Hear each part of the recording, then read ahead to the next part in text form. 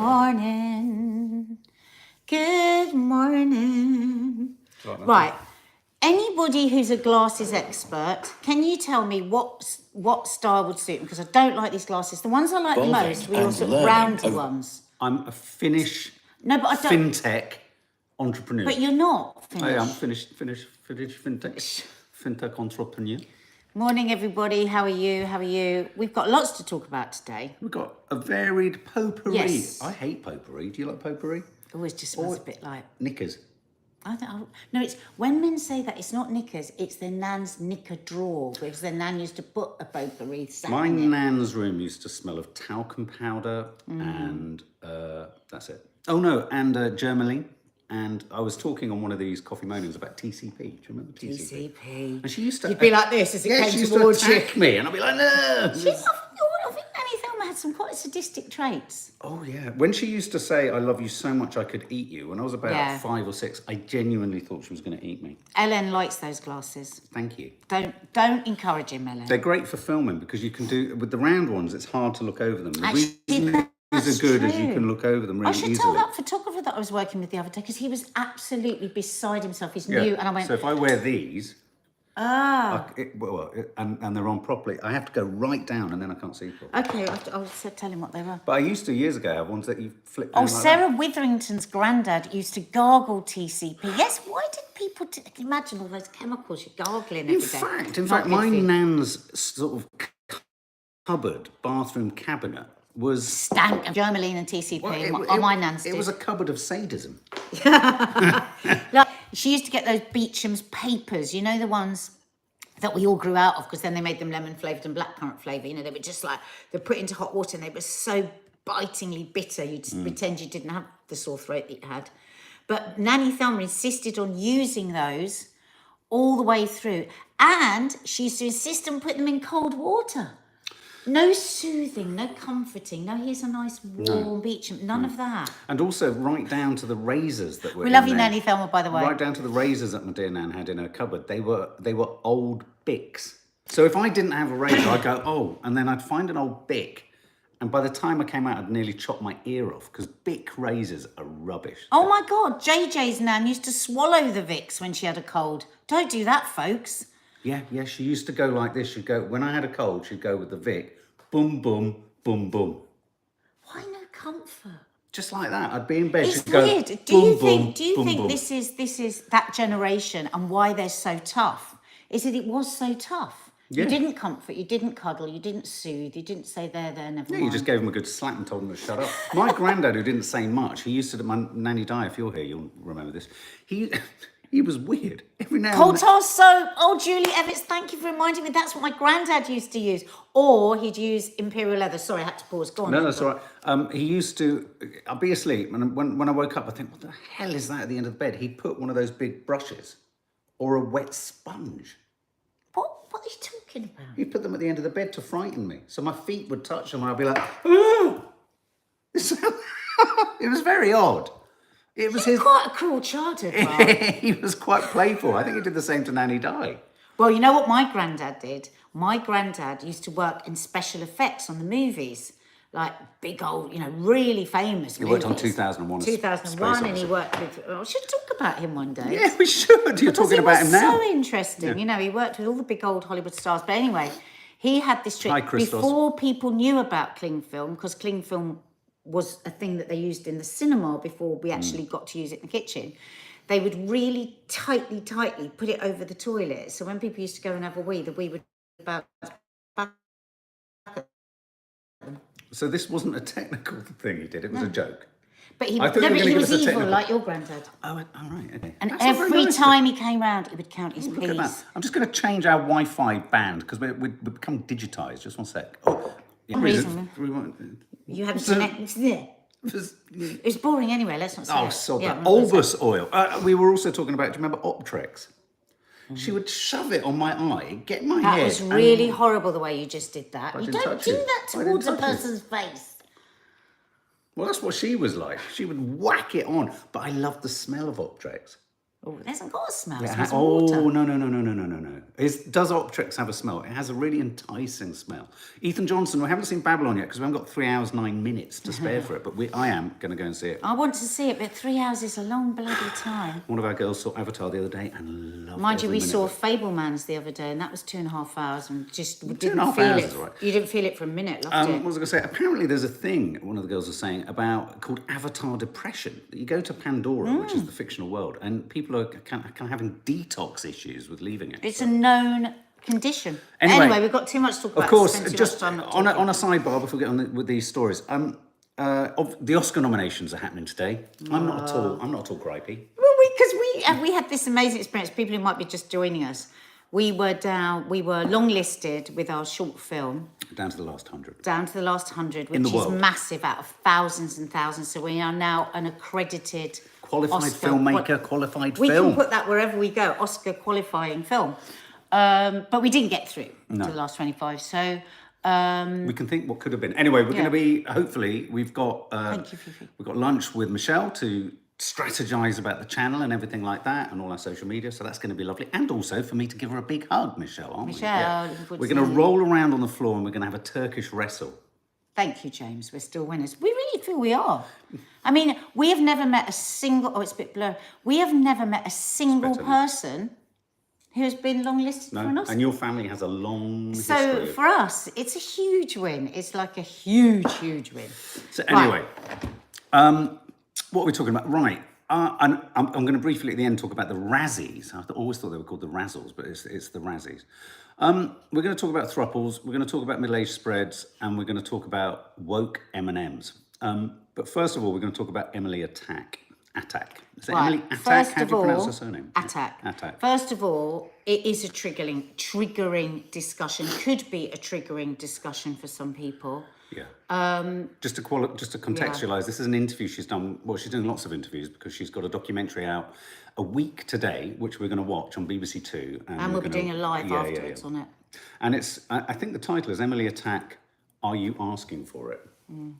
And it's all about, she talks in this piece, as I've popped in the title, you've read it in more in depth than me, about every day she receives 100 sexually assaulted or assaulting messages on her social media. Well, I think she sometimes might get more, but she says it feels like I'm sexually assaulted 100 times a day. And I just thought thought that it was important to talk about this because, as you said, in this sort of landscape of Andrew Potato and sort of, you know, I'd like to think that misogynistic stuff is becoming less, but part of me worries. Although Andrew Potato, why would you think that? because we're in 2023. Well, because I think there's been a lot of press, hasn't there, about, you know, needing to criminalise, you know, wolf whistling. There's all the kind of Misogyny being chatter led to about a hate misogyny, crime. yeah, whether it's going to be turned into a hate crime, all that kind of stuff. You know, since the Sarah Everard, you know, you'd like to think that it's been pushed into the public realm. And also because then you think, oh, Andrew Tate has been, you know, he's been detained, his brother's been detained, you sort of think. Now, the problem with Andrew Potato is that obviously all his content is already out there. And the thing that shocks me most is that someone you said, you know, who one of their sons, and they come from a really sort of liberal, you know, sort of, you know, plugged into sort of social media and the politics of all these things. And he was saying that he supported or thought what this Andrew Potato was saying was good. And I just got a real curiosity crept into my head of, why would a child who hasn't yet experienced anything in life, why would they be drawn to being angry or anti or aggressive? I mean, there are towards women? perfectly sweet, good boys and young men who have been drawn into misogyny online. How? Because people, I mean, I don't really want to talk about this, but just to talk more about Emily and what she's gone through. And I think as parents, it's really important because it goes on later and says, really, if you're over 40, you kind of missed this. And she talks about how she did reach out to people and say, you know, the kind of stuff that was going on for her. And some people said, and a lot of people's attitude was, well, you know, what are you complaining about? That everybody fancies you? Or what are you complaining about? Don't go on Instagram. You can't really say to somebody, don't be on Instagram, who is in business. It's the way, like she says, it's the way I connect with my audience. It's a huge part of my job. And why should I have to leave because of other people's hate crimes, basically? You know, the amount of people, the stats in here of them, I think 76% of girls will have been airdropped some sort of nude that they didn't want. She said, you know, that there's one guy that's even manages now to post videos on her Twitter feed. This isn't DMing, on her Twitter feed, masturbating. How do they get round the so-called... You know, she has to put up with people threatening to rape her, chop her up, drink her blood, on and on and on and on. And I know it feels like, and it's really easy for everyone to say, wow, God, you know, this is social media now. What can we do? No, we have to keep saying, what can we do? What can the people that run these platforms do? Because the reason the younger, you know, boys are coming up and thinking this is okay, because it is a wash. I mean, I said to you earlier this morning, didn't I? I said, you know, there will be sometimes there's comments left under posts that I do, and you'll have just got used to it. You won't say anything. But if you actually think about, what if somebody posted a letter saying that? What about, you know, in the old days before social media, how offended, how hurt would your partner, your male partner be that another man thinks it's okay to talk to your partner like that? We've become desensitized. But it's everybody says, oh, well, it's what happens to everybody, and that's not okay. But it's because social media is so easily accessible, you can write it. It's the immediacy of social media, isn't it? You can think it, you can write it, and you can send it out. Oh my God, look at that news about Love Island. You know, you can get an immediate sort of hit, or even if you don't get a hit and the person doesn't see it that you're attacking, you know that it's immediately landed at its target, whether they respond or not. But I just want to say something else. I think this part of it all I don't understand. I think some people justify it because they think you're putting yourself on a public forum, you're putting yourself on it like this. I think those people are of a certain generation that don't understand. Life has moved on. She says it's like being told you can't walk at home at night with social media. Why is it always the victim that's the one that's got to change their bloody behaviour and not the bloody perpetrator? I think people also get really resentful of the fact that a lot of people, increasingly, ourselves included, lots of people's businesses, you know, operate on social media. And what's curious about this is people get really angry about social media, but it's not people sort of earning a living or keeping their profile going. Sometimes it's lateral, sometimes it's direct, you're advertising something, other times it's keeping your profile going. People don't seem to get as angry. It's the same thing happening on television. The same thing. Philip Schofield and whatever her name, Holly Willoughby, aren't just doing that show because they want to do that show. They're earning a living. Yeah. And it's weird. Now, in television, letters of abuse and all that kind of stuff used to happen, but you have the television station to sort of shelter you from that. You know, I've had work with presenters who got horrendous press, horrendous letters and all that kind of stuff, but you could actually protect them. No protection. And on social media. And then there's no protection from these platforms. You know, she says here, there's a guy that openly on her Twitter feed says he's going to cut me up, drink my blood, then rape me and chop my body up. Now, how is that allowed? It's really, really simple. Every single person that has an account on social media should have a bloody ID. Have some kind of ID. Some sort of ID. Now, I know there's the argument that people could be found that are hiding from other people, you know, violent relationships, but they've got to find a way to do that where the public can't find you, but the police can. And you know, I think we've said it so many times. They can do it with copyright infringement. She says here, she's 33. She's single. She lives alone in London. They will say, "I know where you live." When I'm in bed at night and hear any sound, I'm terrified. I feel physically under threat. People say just block and delete. Okay, but they could turn up my door. How is this not a hate crime? How is this not terrorism? Because. Okay, Emily, Atack is the person we're talking about, but there are millions of people, because I think it can happen in different ways to men as well, who are being terrorised by people that are hiding behind their computers. And I don't think we should get fed up about talking about this. And I think it's brilliant that do you know what? She is probably one of the bravest people on television at the moment. She's doing a documentary about this. I mean, I think really, we all should really pay her the respect for what she's doing and watch it, because she's putting herself on the line to make this documentary, and she talks to all sorts of. I think it's going. Do you know what? She's been a guest a couple of times on Loose Women, and I always think, bloody hell, you are. I adore her. She probably doesn't know that. She is one smart, brave, extremely talented woman, and this made me really, really sad today. That she's having to go through this, and it makes me sad for all the other people, our daughters, your daughters, granddaughters, you know. So if there's anybody watching this that thinks, oh, for God's sake, just imagine that this was your daughter or your granddaughter or your mother or your somebody, because that's how we have to start thinking about this. Can I just say, I think it's really weird, Faith Goodman's just said it, how the system immediately finds the word COVID and immediately pops a COVID message. Exactly, this is immediately. I mean, it's immediately. I just don't understand how they. What about rape?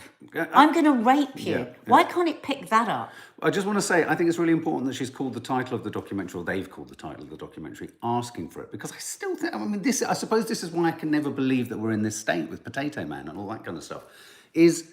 Well, because what they're saying is, if you've got an Instagram account and You're you look asking for nice, it. you're asking for it. Yeah, but That's also- the new asking for it. No, I know exactly. It's equivalent to saying if you stand at the bus stop wearing something revealed. The onus is never on people. No, what I don't understand is, why do people keep going to the accounts that they find, well, they don't find offensive, to attack on the basis of someone doing whatever? So sorry, Charlie Mason. It's whoever's account it is. It's their right to do whatever they want. Just as it's our right to walk down the bloody street without being sexually harassed.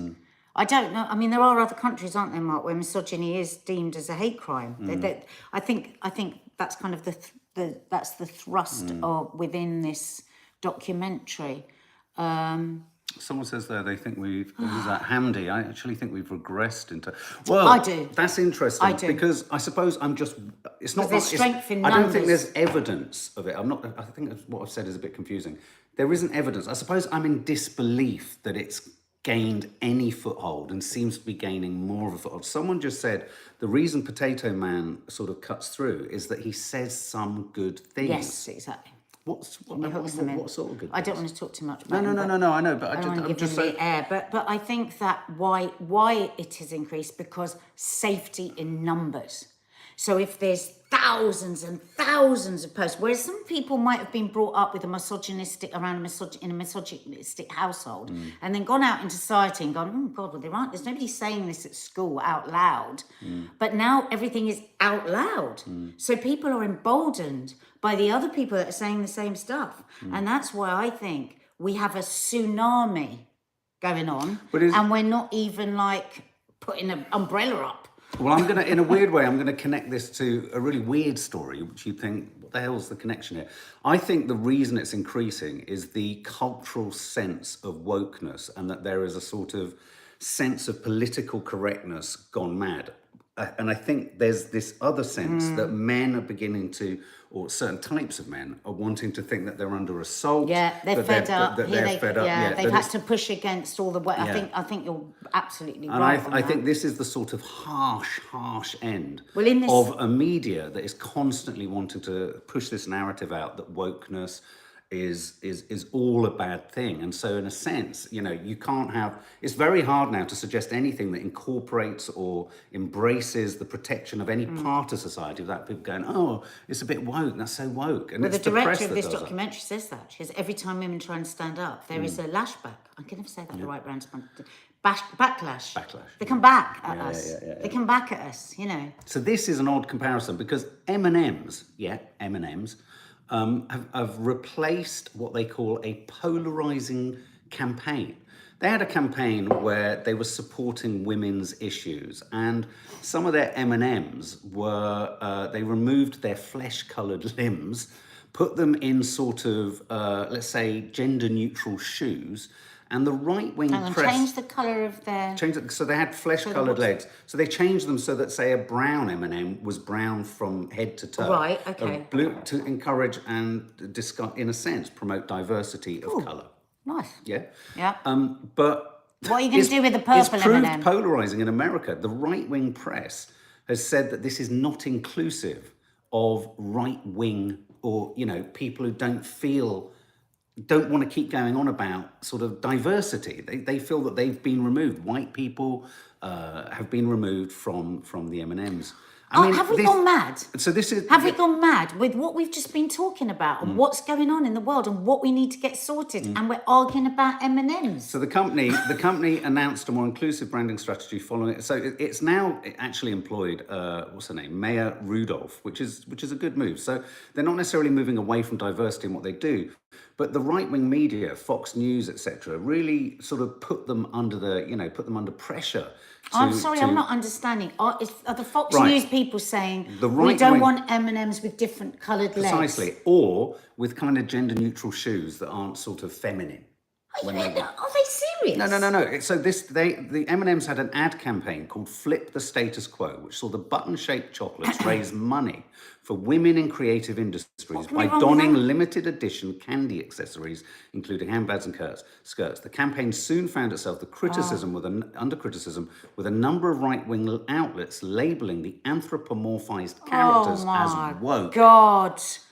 I'm sorry, I want to go over to there and I want to smash my head through that fucking glass window. Seriously. Yeah. Isn't this fascinating though, guys, off the back of what we were just talking about? Yeah. So the real stuff that's raising awareness. So the campaign that they've removed, or the argument is that they've been put under pressure. Awareness, raising awareness of female creativity. The current concept saw the chocolate characters' arms and legs match their shell colours instead of the flesh tones seen in past But why have campaigns. M&Ms been bullied into this? A number of the female characters wore less stereotypically feminine outfits, with one M&M swapping heels for pumps and another wearing trainers. Is it just me? But So I this feel is like I've lost my mind. What do you think, guys? Erin Bullimore says it's society's fault. We don't teach people to have critical thinking anymore. Yeah, it's the fault of society's failure to teach critical thinking. I entirely agree. And I think it trickles right down to why the elevation of simply maths above English discourages critical thinking. Jackie That's Valina always the said, phrase. is this an April Fool? No, it's not. We're in bloody January. No, it's not. Lee Durant, they're going to end up being eaten. What's the point? The pups point, don't like. What the hell? The point is here. Whether somebody thinks what M&Ms are doing is woke or not, woke are trying to do something good. Okay, so their intention is good, right? How can the right-wing media in America win this fight with them? Because what they're saying is this inclusivity has left us excluded. Yeah. And this goes back to And what that I was is saying. literally mad. But that goes back to what I'm saying about men feeling like they're the minority under pressure. They're the ones being marginalised. They're the ones being pushed aside. This is not as if the M&Ms we eat have legs. Oh my God. It's bonkers, the Creeper family. You're right, it's absolutely bonkers. But there you go. But I can't even think. There is a connection. There is a connection, bizarrely, between that. And one final thing on this. Emily Atack does say this. It's really important, and it's really incumbent on everyone to include men in the conversation. Yes, because, of course. no one's saying we all do this, but because the feeling of isolation, I hate to say it, because of the algorithms, which keeps churning the same sort of male-orientated misogynistic content, dressed up with good ideas around it, will just polarize more and more and more. And so it's really hard because, of course, if misogynistic men see the Emily Atack documentary, are they really going to be convinced otherwise? That's the worry. Get the men to watch it too. Lorraine Jordan, hi there. I split up with my partner just before Christmas of 8 years. Joined you guys, and you've helped health no end. All right, boss. Because I put on weight and he didn't like it, so I left him. Oh, sweetheart. Oh, well, listen. This is the loveliest community here. So and that's the same for everybody. I think we've got something quite special here in the way that people feel supported and company for everybody. So thank you for that. Yeah, Lee Durant makes an important point. I always hear a lot of women, not all, saying all men are the same, and that isn't fair. No, that isn't fair. No, and that's disgusting. There are so many more good men than bad men. But it's the good men that need to help us. We can't do it on our own. We're sick and tired of fighting this fight. The good men have to stand up. The good men have to say, excuse me, when somebody in their office says something revoltingly derogatory and then says, oh, it's just banter, they need to say, well, that wouldn't be banter if it was your daughter, would it? You know, that sort of thing is what we need as a society. It's not, no one group of people is going to change this. We have to do it together. Moving on. Middle-age spread. Middle-age Oh, spread. have you bought a health? Do you notice this? You've bought a health thingy to us. Yeah, because I'm really working on my middle-age spread. You are. And We it's both are. bloody hard. It's hard. Bloody hard when you get over 50. You're running against the sort of... Thank you, Hayley. You're running up a hill, to quote Kate Bush, where the hill is getting steeper and steeper and you're getting weaker and weaker, and yet you're trying to outrun yourself and it just doesn't work. Anyway, a new research project, not from Cleveland, Ohio, like every other one on the planet, makes the staggering observation that middle-age spread risks a fat and frail retirement.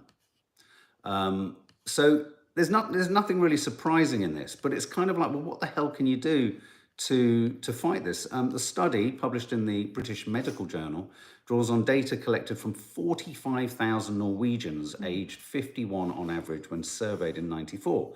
Participants were followed for up to 21 years. Oh, wow, that's a good study. Yeah. Their weight height was recorded, allowing doctors to calculate their BMI, which we don't agree with, and their waist circumference was measured. It's the waist circumference that's the important thing. Women were categorized as having a normal waist if it was 80 centimeters, or less moderately high if it was between 81 and 88, and high above that level. High above what? Above 81 to 88 centimeters. That's considered high if you're over that. Oh, well high. 2 decades I'm very later, high. they I'm way underwent above that. 2 decades later they underwent questionnaires to see whether they would be classed as frail, using 5 indicators. The first was any unintentional weight loss in the past 6 months. The second measured exhaustion by asking whether in the past week they pretty much or very much found that everything was a struggle. This is what I said to my mum. Often, Nanny Di, you say that you're breathless, and it's really important in your exercise and in your activities that you do hit breathlessness of some sort, so that your aerobic sort of body can sort of improve.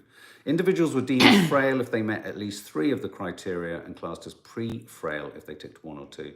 30% of participants were pre-frail or frail. People who put on weight during the course of the study were also more likely to become frail or pre-frail than those who had a stable normal BMI. I mean, it's an observational project. It's not a sort of causal medical one. But I mean, it's just another reminder that I think it's really important that we all do something, obviously, if we're physically capable of doing it, that does get you to a point of breathlessness. I was looking at my I don't do anything that gets me Fitbit, breathless. and I get into the peak place, even when I'm doing a hard run, for only about 10 to 15 minutes. That's high.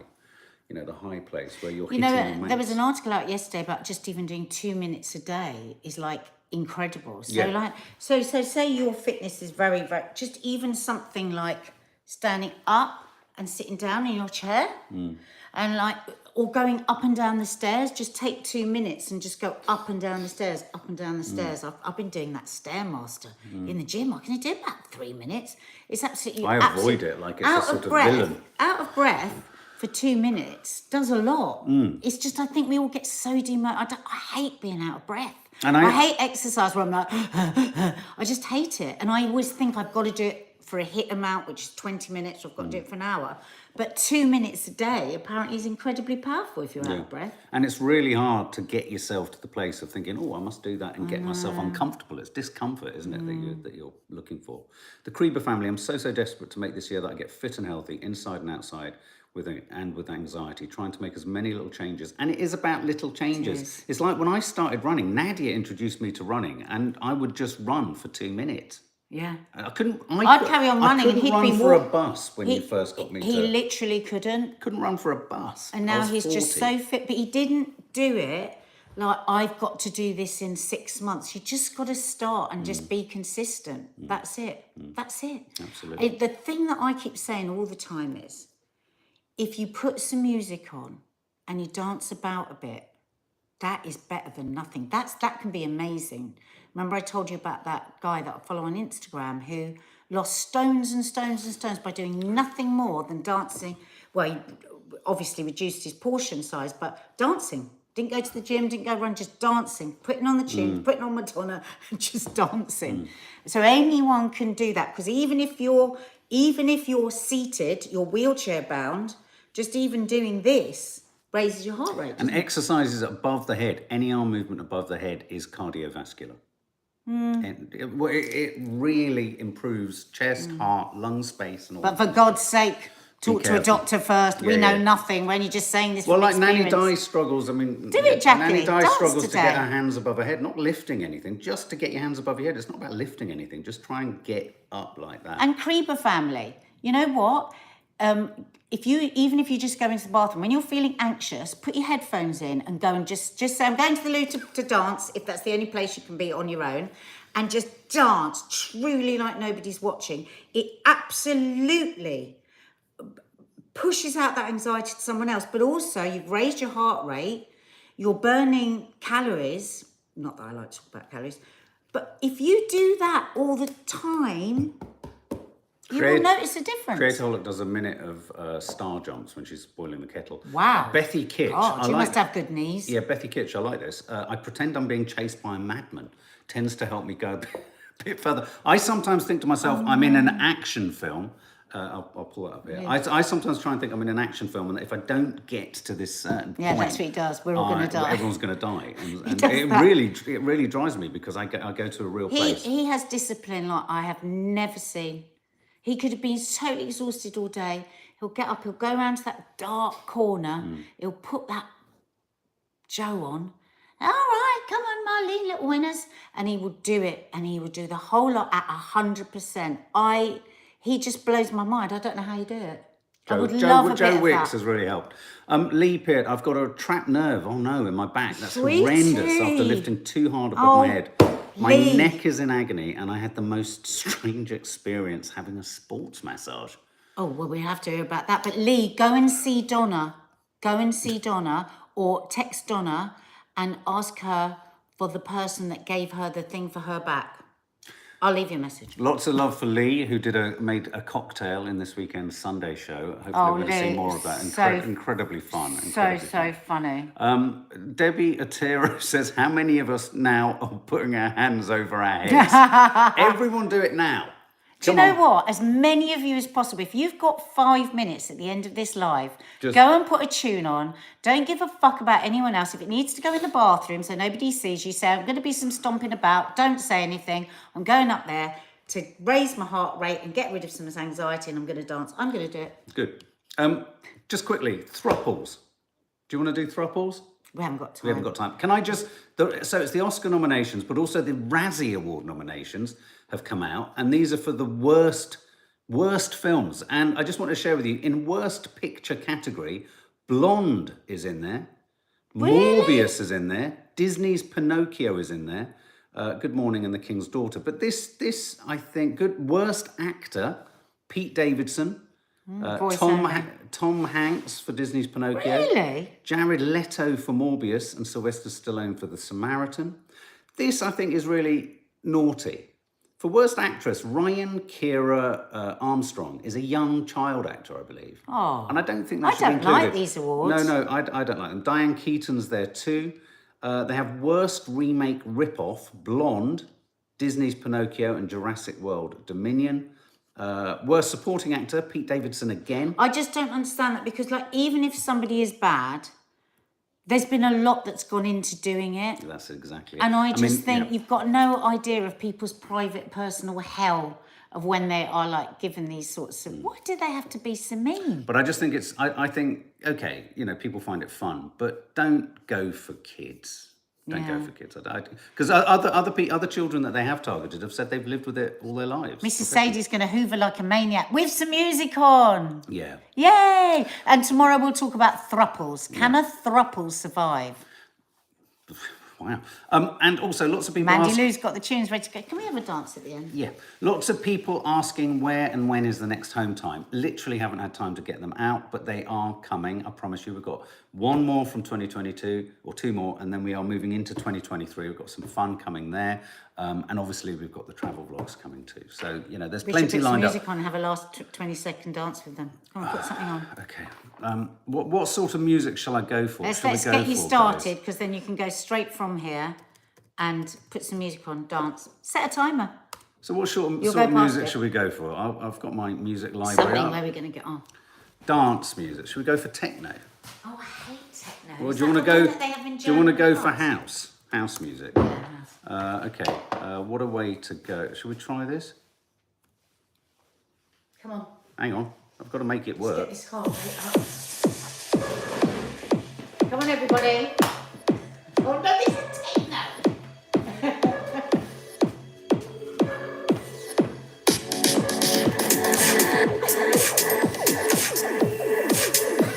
Go on, take the floor, baby. Woo!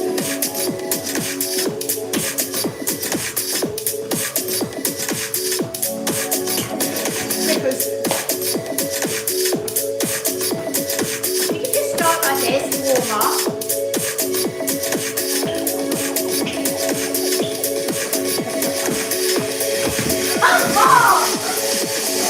Love ya. See you tomorrow.